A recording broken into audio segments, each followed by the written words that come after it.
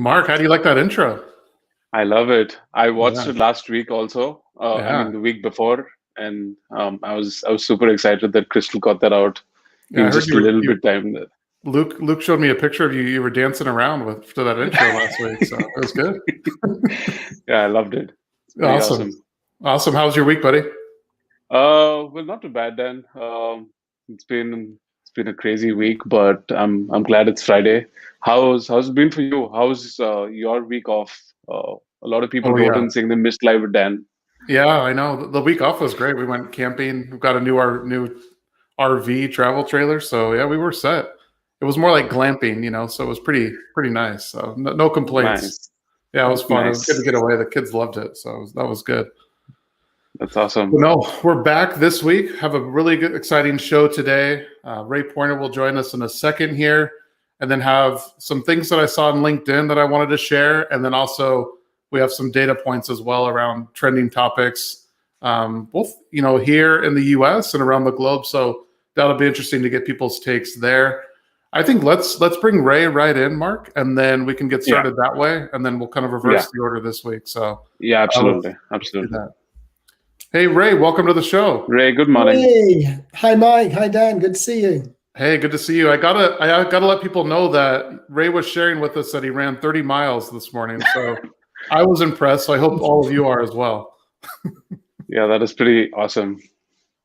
It was good. Yeah, awesome. Nice Great. weather, nice off-road running. Yeah, and off-road too. So that adds another element to it.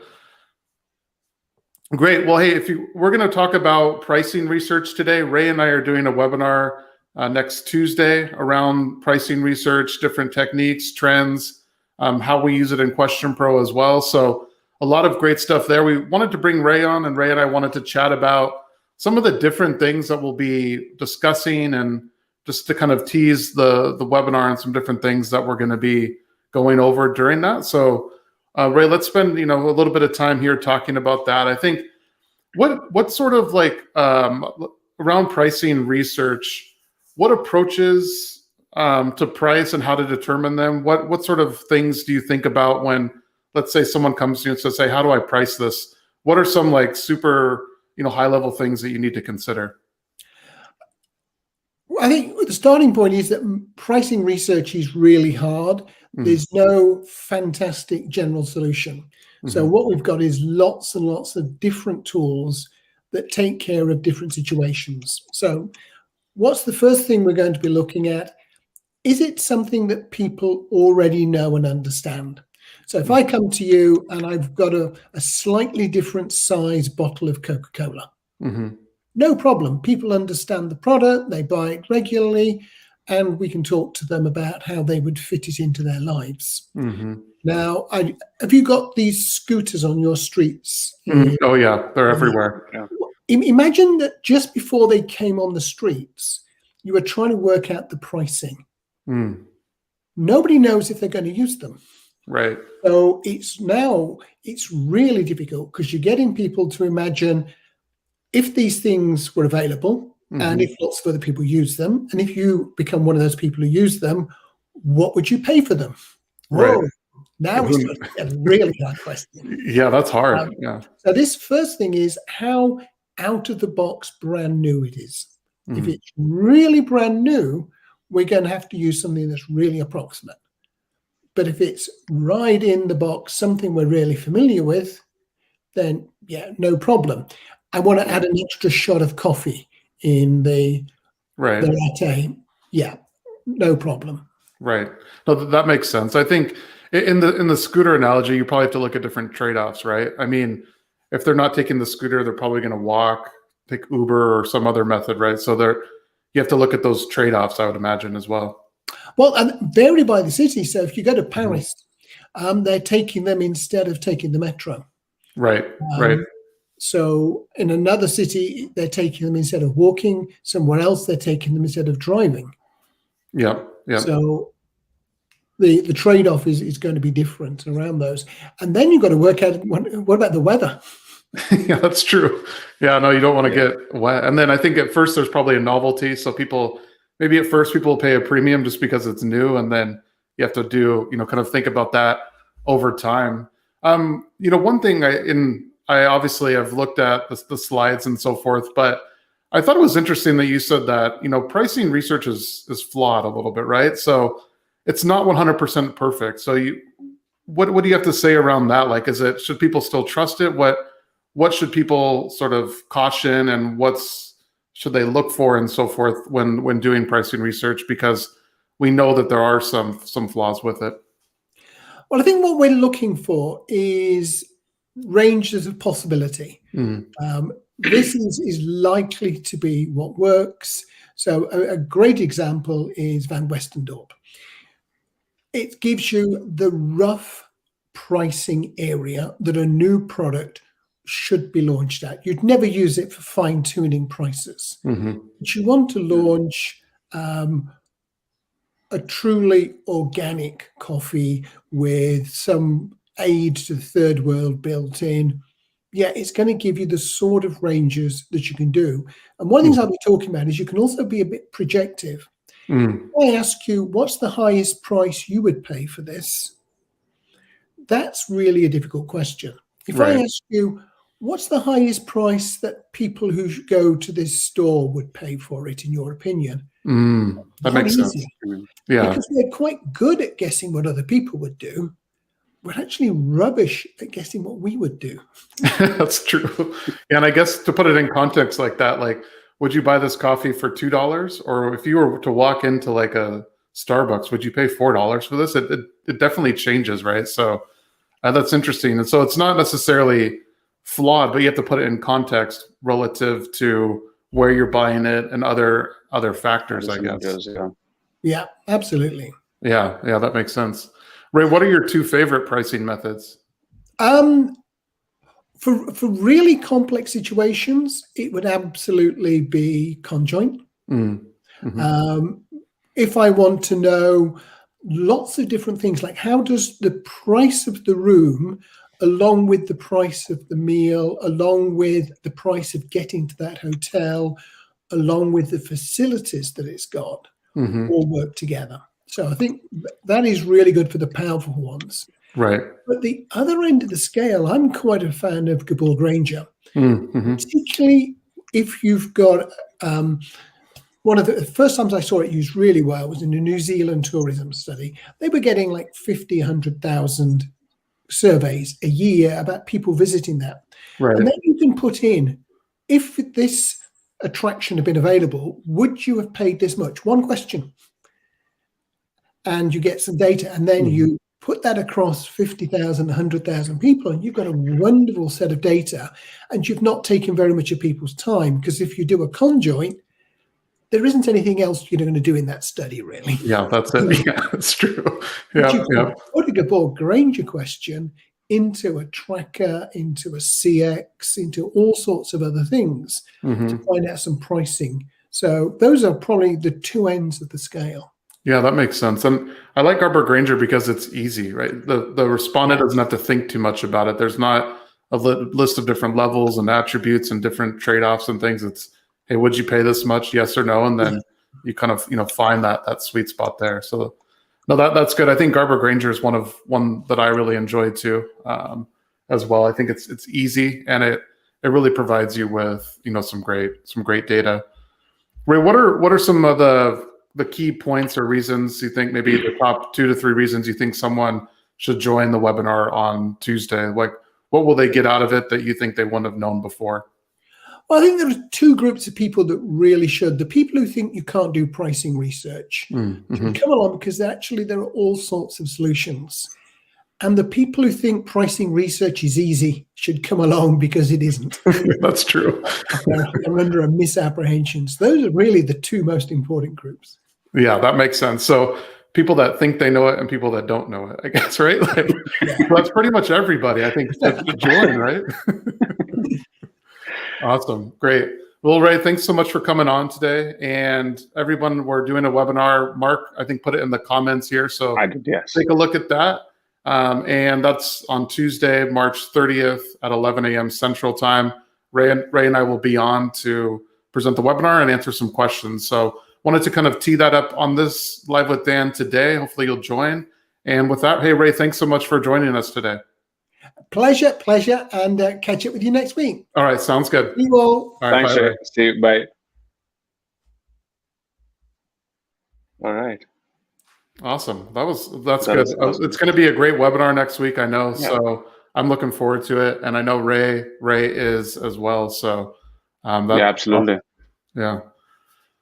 And Mark, we released Garber Granger, so that's an interesting point that it's one of Ray's favorites as well. So Yeah. I'd like to say we're That's releasing awesome. it because of Ray, but I'm not sure. Yeah. I hope Ray's listening in the background and he's like, yes. I think he probably is. Well, I obviously go on LinkedIn and I scroll through random things sometimes, and I saw a few cool things that I wanted to share with people that other people have posted, and I will give those people credit here. But I want to do this as seen on LinkedIn. Okay, so there'll be two things here that I just wanted to share. One is Bill Trovinger from Amazon. He posted this. So he said, "Me doing Gen Z research. So how do you feel, fellow kids?" So trying to relate but not really relating, and wondering like the best thing to do. So I thought this was pretty funny on that. So yeah, I saw when Bill posted this, and I saw you even commented saying you're going to use this, and I was like, yeah, this is actually this is pretty badass. So I thought that was funny because I think a lot of people realize or think that as well, right? So, and in doing Gen Z research, I think some market researchers and obviously like how do we go about this? How do we do this? And it's actually interesting because on our Clubhouse show Research Roundup this past week, the topic of TikTok came up, and actually doing research and finding recruits for the younger audience to do research via TikTok. So I thought that was interesting. And then also even finding people for studies via Clubhouse. So a lot of interesting things that you can do with technology and finding the Gen Z researchers. But that was on Clubhouse. So I thought that was super interesting as well. This next one, I'm going to warn you, is a little bit more kind of tongue in cheek, a little bit more funny. So I saw this. I don't know if this is real, but Lauren Drake, I think he saw this. He posted it. So Taco Bell apparently, did some co-branding with the toilet paper company here, the Fiesta strength. So I thought this was interesting. If it's not real, it's funny. If it's real, it's an interesting co-branding. I'd love to see the research, or if anyone happened into here. But I thought this was super funny. So interesting co-branding here, and I couldn't help but pass this up that Lauren Drake posted here. I'd love to see the hotspots for this branding that they put out. I'm not sure you want to see the hotspot. No, but I think this is interesting. Lauren Drake is a good follow. He posts some interesting things as well. But those are two things that I saw on LinkedIn, somewhat research related, somewhat product research, product marketing related. Mm-hmm. So those were interesting. I think next, let's get here. I wanted to jump in and share. So we have some interesting data points this week that we asked around different trending topics that we saw, and then also honestly things that we wanted to know more about. So Tim Cornelius, who heads up our audience, was nice enough to put this together for us here. So here are some different questions, and then let me make this just a little bit bigger here. I'll zoom in a little bit for people. All right. So these are questions that came from one of our panels that we have. And this is obviously poll questions that we asked. So the first one is around Twitter. So CEO Jack Dorsey admits the website contributed to the Capitol riots. Does this change your opinion of the platform? So obviously there's people that don't use Twitter, but 45% said, yes, this does change my perception of the platform. And what's interesting is I don't think it's not new that Twitter contributed to either riots or protesting or organizing. I remember even hearing, 5, 6, 7 years ago around Twitter, and actually in different parts of the world that this was happening. So to me, this was nothing sort of new. That I think it's a social media platform where people can, kind of congregate, obviously, and share their and obviously meet up, right, and see what's happening and share these ideas. So for me, I would say like, no, this doesn't change it, because I kind of knew this was happening, but it's interesting that it did change people's perception. Yeah, in fact, Dan, I think a lot of these social media tools, I mean, even in India, I mean, they've actually sort of been banned from political canvassing, if you may, but they still find ways to do it. And I think it's common knowledge that they do it, but they still get away with it. So you're right, actually. I'm surprised that a lot of people had said yes, because I would think that a large number of people already know about these underhanded tactics. Yeah, that's what I was a little surprised about too. But nonetheless, a lot of people said yes there. So this one might be a little bit challenging, but I'll walk us through it here. So which of these product markups surprise you most? This is interesting. It's sort of a heat map around this different grid of products that are marked up. So it has things like bottled water marked up 4,000%. So this is, what sort of surprised people the most. I think it's interesting. Of course, when you see these high numbers, I think you're always going to be a little bit surprised. But on some of these, like restaurant cocktails, 500 to 800% marked up. But even on some of these, like, wedding dresses or furniture, the 200 to 400% markups on things, I think really sort of surprise people. And I think, one, it's interesting. And then two, it's interesting use of the question type, right? Rather than asking about these in sort of a, like a grid format or just answer after answer. This was used more kind of a heat map type where, hey, click on what surprises you the most. So interesting use case here as well. So, but I mean, it's interesting here, like, eyeglasses, cheese. So when it's added to meals like a hamburger, it's 500%. If you want to get like cheese on your burger here, it's $1 to $2 more usually. So those kind of things are interesting to me. That's crazy. Those markups look crazy. I mean, I don't know if it accounts for. Do you think this accounts for workforce and labor and all of these other things that go into it, or? I'm not sure. It's probably just hard costs would be my guess. I'm not sure 100% of like what went into these percentage markups, but it's interesting that some of these are that high. I mean, really, if you think about it, and it looks like most people thought like restaurant cocktails, mattresses, meat-loaded pizza was one, and then wedding dresses and furniture. So kind of interesting there, I thought. And then this one is student ebook costs about 500% more than in print versus pre-COVID. A letter to 3,000 librarians calls out the UK government to investigate the practices of academic ebook publishing industry. Ebooks are coming increasingly unaffordable, unsustainable, and inaccessible for academic libraries to purchase.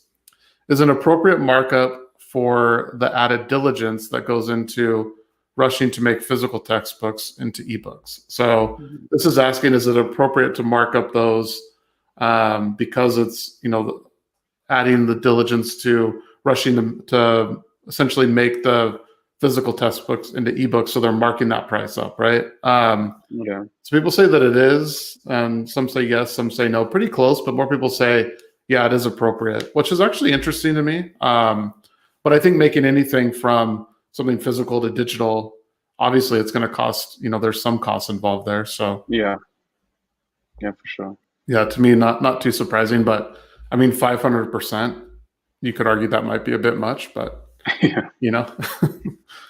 all right. So this is around recreational marijuana use. So do you agree with the New York State's decision to legalize recreational marijuana use? And this is, 72% said yes. So this is kind of, oh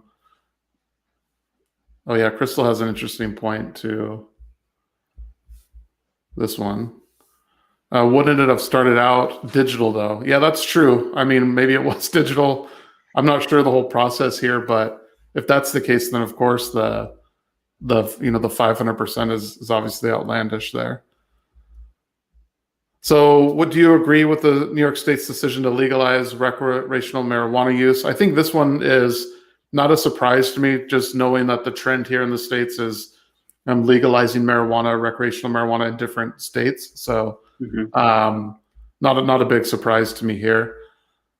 This one is obviously a debated topic here. So when states legalize it, does that should charges and people be expunged? Should people be released for these marijuana related charges or whatever those might be? I think most people say yes and no. Obviously, this is more contentious than just, I think, legalizing it or not. But kind of interesting here. I think at a minimum, those cases need to be reviewed again, probably something like that. But kind of but then say yes. I mean, how much can you go back and look at data and all of this when you change rules, right? Then that's what you'll have to do for everything. I mean, I think that sets a very very difficult precedence if you do that. But I know I see what you mean. Yeah, no, it's true. It does set an interesting precedent there.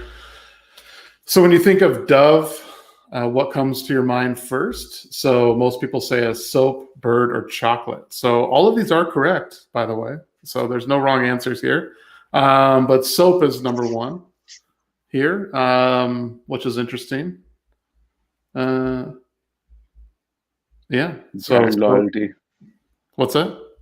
Brand loyalty, I'm saying. Brand loyalty. There, that's perfect right there, Mark. You got it.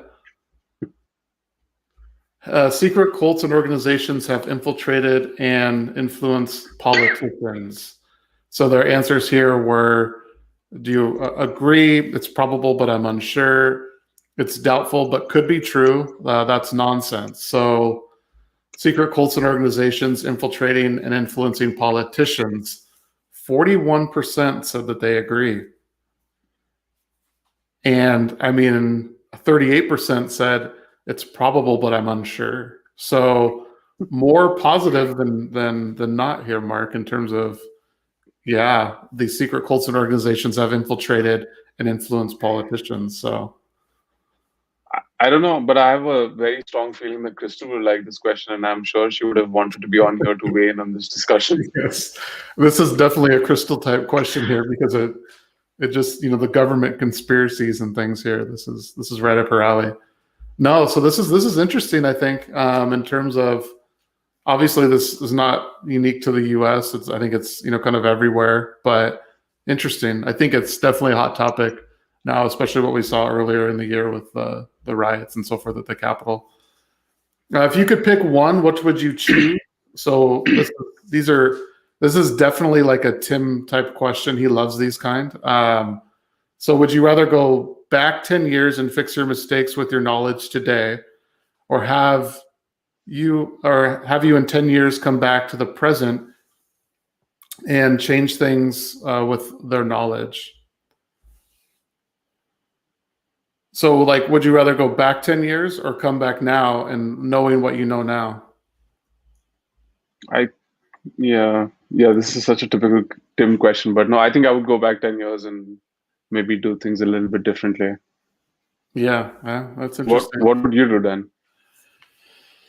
I don't know. These are both like interesting movie, like different movie top, like, kind of like, I feel like the movies do this where, like the movie Big with Tom Hanks way back in the day where he came back, he was a kid, and then you fast forward in the future. So these are definitely interesting movie topics here, but I think, I don't know. I don't really have a lot of regrets. So I don't think I'd go back 10 years and fix any mistakes. I think that I would have you 10 years come to the present. I think, I don't know. If I was forced, I'd probably go back rather than come 10 years and come to the present and change things with their knowledge. This kind of reminds me of Back to the Future 2, where, Biff goes back, he gets the book with all of the when they win all the games and the almanac and the sports almanac, and then he bets and then he wins it all. So maybe if I could do something like that and come back, then I would be, that'd be cool. Because I could I could go to Vegas and win all those games. So no, but that's interesting. All right. Those are all the data points that we had today. And I think with that, Mark, do we have any announcements for next week? I know we have the webinar. Yeah. Ample sample on Clubhouse on Monday, and then research roundup on Wednesdays. But with that, I think we can wrap up the show today. We also have Crystal and Karthik doing their webinar on Monday. Oh, Actually, perfect. Okay. yeah, let me put the link in there.